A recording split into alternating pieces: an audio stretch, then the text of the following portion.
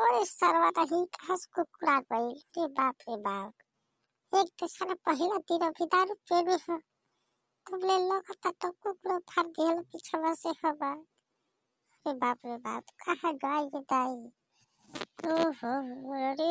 काट दे रे तो काट दे रे ना काटे ना तो काट तो पिया हाजरा चाहता चाहता चाहिए पी लेते हैं वही तो हम के लगता है। अरे कारे गोर खा कैसन दौड़ ताते रे कैसन दौड़ ताते। अच्छा कुकुरा डरक दौड़ ताते रे छठुआ से ना काटेला रे काटेला ना खाली तो नहीं मारी बस चाटेला पीछवा से रे रह दे ना दौड़ दौड़ हमें पहले ना हम के बच्चा ले बात के तो टेंशन मत ले देखते हो खाली ताकत तक के कैसे भागत आते तू नहीं खेते उड़ावत नहीं खेते करे। अरे बाबा तो रिहा कब मत रे खाली भाग जाई बनो गसनी ई कुलाई खेतो के समझ में आवत।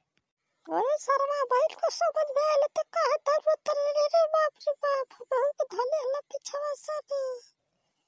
दौड़ दौड़ दौड़ जल्दी दौड़ दौड़ के भागा बन जा पहला लाठी लेके आता। अरे बाप रे बाप ये तो एकदम को अच्छा फाड़ देता रे थरा तो रे बाप ये कौन कुकुराइल बाटे रे दौड़ के भाग जल्दी भाग पता नहीं कहाँ से कुकुरा गइल बाटे एकदम धले तो पीछवा से नी। अरे बाबू बहन का तू सार गइला ना ला बाबा तो देखता कि तू कैसे धरता तो हमन के नी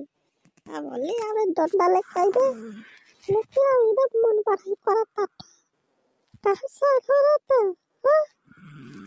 और तो हम के नहीं जाना ताते का और का होई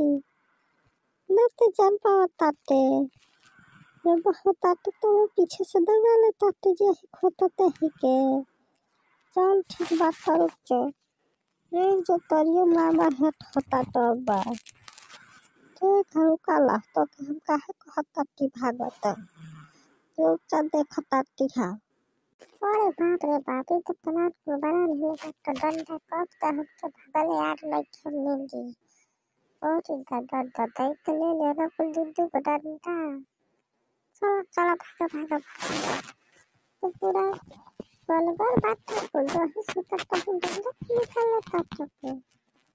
चलो निकल अरे देखता तो ना एक भगल यार नहीं खेल मिला देखता देख कहाँ जाता तो यहाँ रही ना सकत हुआ ताका जोर हमारे ओर तुहर तो कल सामने आए नहीं खा अब देखा ना तुहर का हाल होता टावा हवा काटे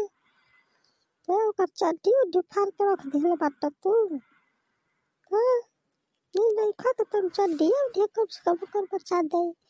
तो पीछे से तो उघार कर दिला है चलो उघार कर दिला तो कर सब कर गुप्ती हाँ तो हाय के बहुत तक पाए चल ला तो प्रसाद ले ला प्रसाद लेके जा। और का बताई तो हर का डंडा में खेले लेते ना तो हम बता दे कितना चीज है लेकिन पता नहीं कहाँ से मोड़ी उठा ले ना यही से हाथ तो पागल हो गए कि जाता थी लेकिन तो हमें क्या बता देती कौन सा हम कुकुराई यार नहीं थे तो हल्ला नहीं थे सब लोग समझ जाएगा देगा डाले बंदे को चढ़िया फल रहेगा तो पूरा चढ़ा खा देगा बनते नहीं खा देते और सारा देखो तो कैसी बतिया होता तो हम से भी चढ़ा होता तो फाड़े के भी मैं बिया जाइबा नहीं समझ में आवत हरे हां चल हट यहाँ से हट टिकट तो नहीं समझ में आ रहा कि हमारे साबाती ना समझते थे सब हदरा थोड़ा बस का नहीं क्या समझा हम हल करें निकल यहाँ से निकल जाओ ठीक बात जाता ती हम तेरे के टेंशन में दे। देखला भावा कैसी भगल ना पूछ उठा के भाग गइल ना। देखला यही कहानी के हम के समझते रहल का। कैसे मन कर वैसे जाइबे दारू फारू पी के आइबे। कुक खदराले कहे सार कुक खदराले तो के रहना से लड़ातावले पूरा गांव भर लड़ातइबे। रहना से लड़ातइबे बताओ कैसी काम चली आजकल के ये तो रहबे तते बताते बताओ नहीं बतावे काम कर चल जाओ घरे। अरे चाची हो चाची के खदरा ले लो कुकुर हो चाची तब से हम बचावत रहनी है के कहनी भाग चल लेकिन नहीं खावत रहला। देखता तू पी के एकदम ओवरडोज हो जाता था आजकल और पीछे से कुकुर खदरा को पूरा चड्डी उड्डी निकाल ले बाटा फाड़ के नहीं बोलत कर रहे क्या बोला ना। अरे ठीक बाटा ठीक है ना बोलते तू आप समझा तो जाता हम कैसे बचा के ले आल बाटे के ना। देखता तू आजकल कैसे बोलता था एकदम पियले बाटा जबरदस्त पी लेता था। अरे कारे ते पगला कइल बाटे रे अरे ते एकदम ना पगला ही कइल बाटे ई कुल तो के कौन बाटे कहले करे। अरे दादा ते हमारे दोस्त के नाते कलंक जवन कलंक कहने लगा उहा हरते ए भाई चुपचाप रहे। मम्मी से आके बतावे लगला तू ससुर के अलग नाती कम से कम मोहित इतना ठिका दे के हाँ रही देखा तीनों लोग लग जाते थे खास वो हाँ से बतावे लगला है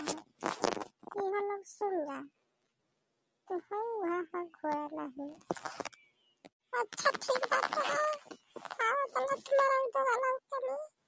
अरे निकल के घरे आ दे घरे चल हम छाती उठी धाले तट्टी दा आवे दाव के बात इनके हम बतावा तट्टी दारू जाके पिया ताते सुबह हाथ से कैसे आते तेरे आवा घर में आवा तो हम लोग के बतावा ताते आवा मेरा तुम्हारा उधर लाओ जा बड़ा तब दारू पी के ढाई लगी है दारू पिए कर भइल बाटा आवा घर आवत हर मछिया चुरकिया एक कर देता ठीक नहीं खे चला निकल के आवा। अरे बाप रे बाप मम्मी के मारी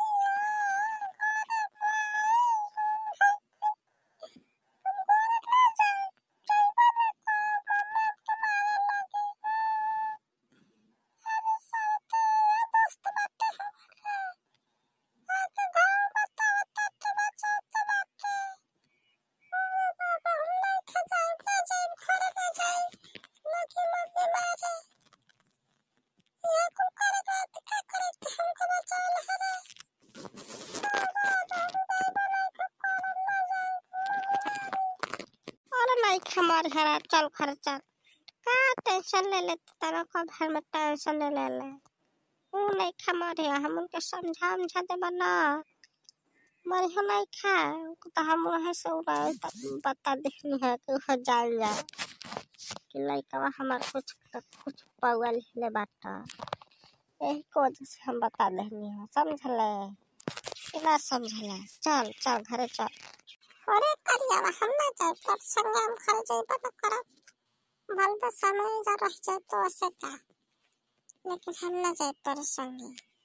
बहुत खराब नहीं बा मम्मी के बता झल हाथ का बात बता पर संगे ना जाए वाह रहे दा में ही जा रहा जोते घर जोते हम ना जाए।